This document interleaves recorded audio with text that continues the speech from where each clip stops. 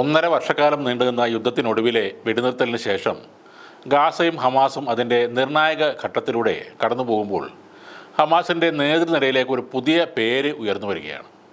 കൊല്ലപ്പെട്ട ഹമാസ് തലവൻ യാഹ്യ സിൻവറിൻ്റെ ഇളയ സഹോദരനായ മുഹമ്മദ് സിൻവാറിൻ്റെ പേരാണത്. ഗാസ പുനർനിർമ്മാണം വലിയൊരു ലക്ഷ്യമായി അവശേഷിക്കെ ഏറ്റവും വലിയ വെല്ലുവിളി നിറഞ്ഞൊരു കാലഘട്ടത്തിൽ ഹമാസിൻ്റെ തലപ്പത്തേക്ക് അവരുടെ പ്രധാന തന്ത്രജ്ഞനായി മുഹമ്മദ് സിൻവാർ മാറിയെന്ന് ന്യൂയോർക്ക് പോസ്റ്റാണ് റിപ്പോർട്ട് ചെയ്യുന്നത്. കഴിഞ്ഞ 15 മാസം ഇസ്രയേൽ നടത്തിയ സൈനിക നീക്കങ്ങൾ 17,000-ലധികം ഹമാസ് അംഗങ്ങളുടെ ജീവനെടുത്തു.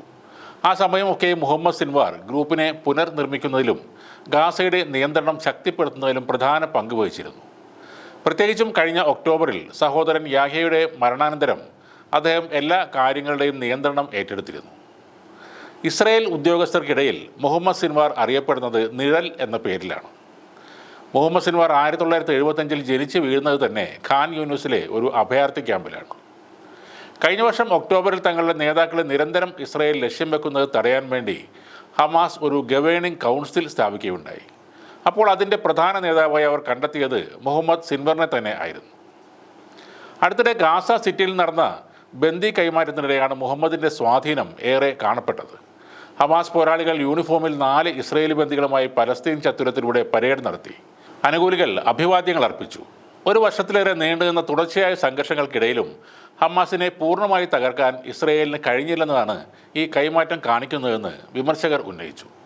അതോടെ ഹമാസിൻ്റെ പുനരുജ്ജീവനത്തിന് മുൻകൈയെടുത്ത സിൻവാറിനെ എല്ലാവരും മുക്തകണ്ഠം പ്രശംസിക്കുകയും ചെയ്തു.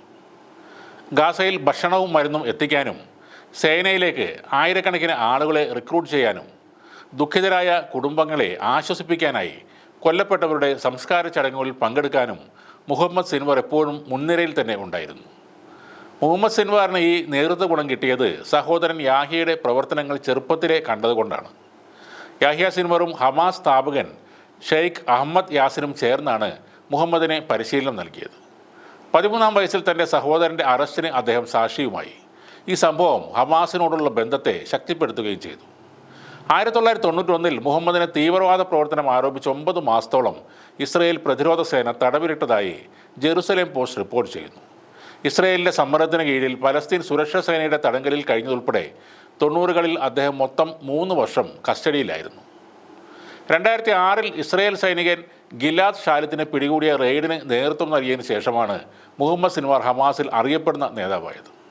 2023-ൽ ഒക്ടോബർ 7-ന് ഇസ്രയേലിനെതിരെ ഹമാസ് മാരകമായ ആക്രമണം ആസൂത്രണം ചെയ്യുന്നതിൽ നിർണായക പങ്ക് വഹിക്കുകയും ചെയ്തു. അന്ന് 1200-ലധികം ഇസ്രയേലികൾ കൊല്ലപ്പെടുകയും ചെയ്തിരുന്നു. മുഹമ്മദ് സിൻവാറിൻ്റെ നേതൃത്വം ഏറെക്കുറെ രഹസ്യമായിട്ടാണ് തുടർന്നു വന്നത്. യാഹ്യ സിൻവാറിൻ്റെ സഹോദരൻ എന്ന ഒരൊറ്റ കാരണം കൊണ്ട് തന്നെ ഗാസയിൽ അദ്ദേഹത്തിൻ്റെ പ്രശസ്തി വർദ്ധിച്ചിരുന്നു. ഇത് പറഞ്ഞത് ഇസ്രയേലിൻ്റെ തീവ്രവാദ വിരുദ്ധ വിദഗ്ധനായ കോളിൻ ക്ലാർക്കാണ്. തൻ്റെ സഹോദരൻ കാരണം ഗാസയിൽ വളരെയധികം സ്വാധീനം ചെലുത്തുന്ന ഒരു ബ്രാൻഡാണ് മുഹമ്മദ് സിൻവർ എന്നും അതിനാൽ ഹമാസ് അത് ഉപയോഗിക്കുമെന്ന് തങ്ങൾക്ക് ഉറപ്പാണെന്നും ക്ലാർക്ക് എടുത്തു പറഞ്ഞിരുന്നു. സാധാരണ നേതാക്കളെപ്പോലെ ഉത്തരവുകൾ നൽകിയ ശേഷം മാറി നിൽക്കാതെ യുദ്ധഭൂമിയിൽ നേരിട്ടിറങ്ങി തൻ്റെ അവസാന ശ്വാസം വരെ പോരാടിയ ശേഷം മരണത്തിന് കീഴടങ്ങിയ യാഹ്യ സിൻവർ ഹമാസിൻ്റെ അനശ്വരനായ പോരാളിയായി മാറിക്കഴിഞ്ഞു. അതേ വീരപരിവേഷമാണ് ഇപ്പോൾ ഗാസയിൽ മുഹമ്മദ് സിൻവറിനും ലഭിക്കുന്നത്. ഇനിയുള്ള പോരാട്ടങ്ങളിൽ തങ്ങളെ മുന്നിൽ നിന്ന് നയിക്കാൻ മുഹമ്മദ് സിൻവാർ കൂടെ ഉണ്ടാകും എന്ന വിശ്വാസത്തിലാണ് ഗാസയിലെ നിവാസികൾ.